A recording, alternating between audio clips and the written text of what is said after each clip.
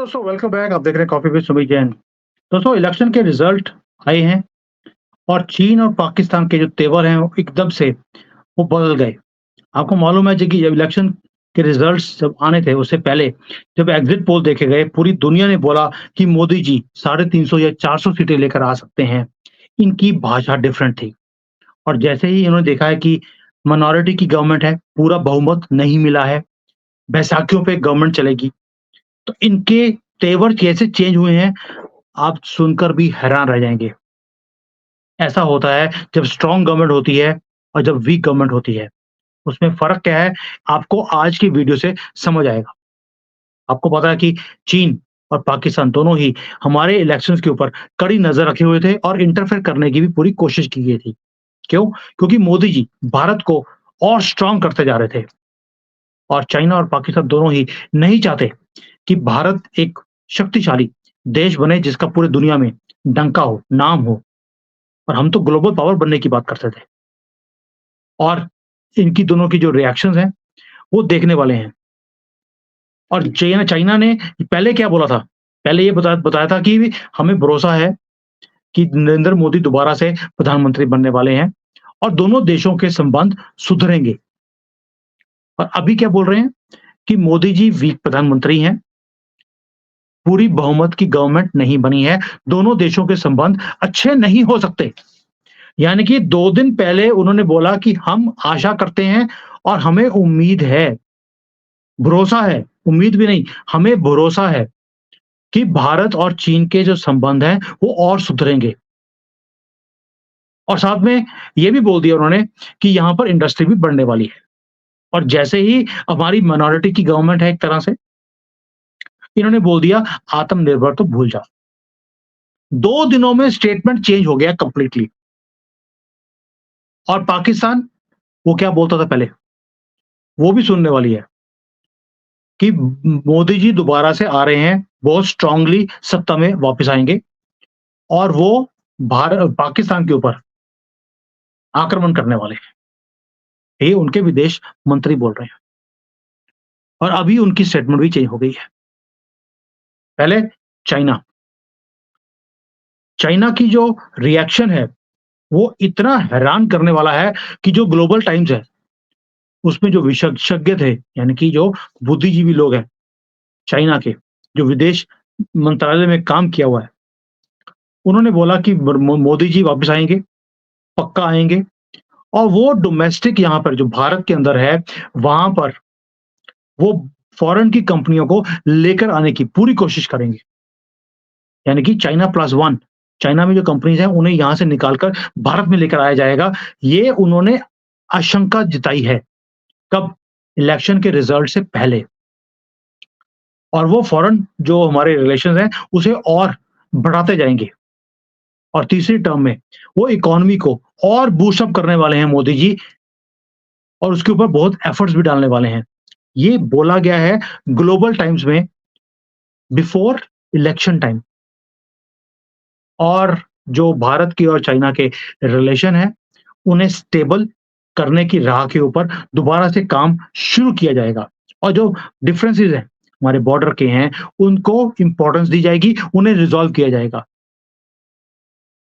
और जैसे ही इलेक्शन के रिजल्ट आए हैं, सब कुछ चेंज हो गया कि अब इन्वेस्टमेंट्स आने वाले नहीं हैं, चाइना प्लस वन नहीं होगा, रिलेशंस ठीक नहीं होंगे क्योंकि मोदी जी को अब अपने कंट्री और कुर्सी बचाने में ही अपना वक़्त लगाना पड़ेगा। आप देखिए टेबल्स टर्न कैसे होते हैं जियोपॉलिटिक्स में, एक गलत हरकत के कारण, मुँह की खा ली हमने।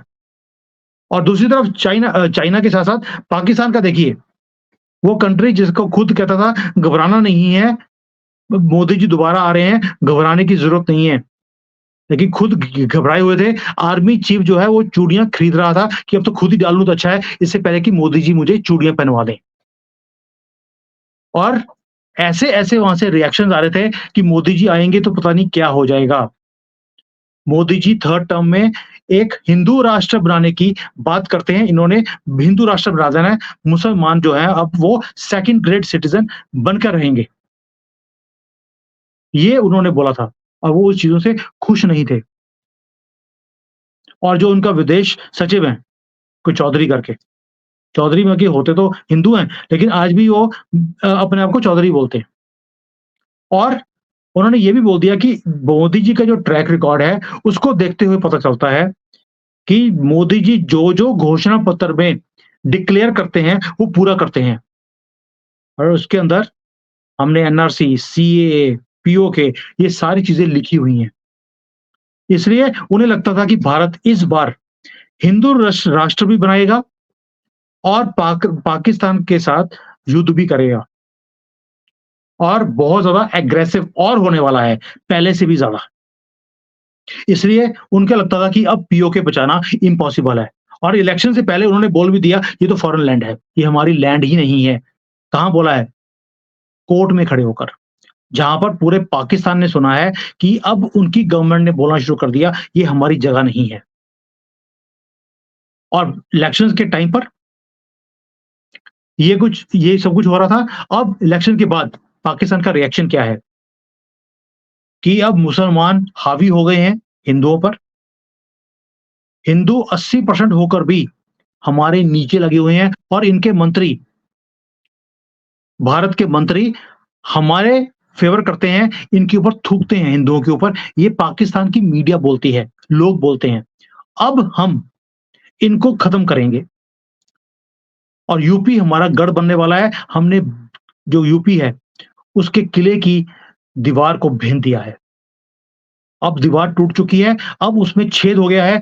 अब हम इस किले से भारत के 8 टुकड़े करेंगे। ये पाकिस्तान ने बोलना शुरू कर दिया, जो पहले बोलता था कि भारत हमारे 4 टुकड़े करेगा, आज वो भारत के 8 टुकड़े करने की बातें करने लग गए हैं, जैसे ही एक माइनॉरिटी की गवर्नमेंट आई है। नहीं कि पूर्ण बहुमत नहीं मिला है, इन्होंने अपनी हरकतें और अपना रंग दिखाना शुरू कर दिया। और वहाँ पे जो मुसलमान है, वो पूरा चार्ज अप हो गया है, वो यहाँ के मुसलमानों को भी चार्ज अप कर रहा है कि अब आप हिंदुओं को दिखाओ अपनी ताकत। ये अब मोदी आपके ऊपर बुलडोज़र नहीं चलवा पाएगा, अब आप इनके ऊपर बुलडोज़र चलाइए। मंदिरों में ऑलरेडी आग लगनी भारत में शुरू हो गई है। न्यूज़ में नहीं आएगा आपके, क्योंकि न्यूज़ चैनल जो हैं सारे लिब्रांडों के कब्ज़े में हैं। अगर मस्जिद के ऊपर कुछ भी किया जाएगा, उसे बढ़ा-चढ़ाकर पूरी दुनिया में दिखाया जाएगा। हिंदुओं के मंदिर तोड़े जाते हैं, वो कभी न्यूज़ का पार्ट ही नहीं बनते। आपकी लड़कियों को उठा के ले जाते हैं, कन्वर्ट करते हैं, रेप होता है, नहीं दिखाया जाता। और मुसलमान सड़क पे जाता हुआ, वो आपके ऊपर एलिगेशन लगाता है कि आपकी गाड़ी मेरे स्कूटर को टच करी है, सभी आपकी गाड़ी को तोड़ देते हैं और कोई केस भी नहीं बनता। अब ये कुछ हो रहा है भारत में जैसे ही, और ये होगा, बढ़-चढ़कर होगा, क्योंकि अब मोदी जी कुछ भी करने की कोशिश करेंगे, नीतीश बाबू बोलेंगे, मेरे यहाँ पर मुसलमान हैं, मैं उनके तुष्टिकरण करता रहा हूँ, मैं अब आपको ये परमिशन नहीं देता, मैं समर्थन वापस लेता हूँ। आप चुप कर जाएँगे।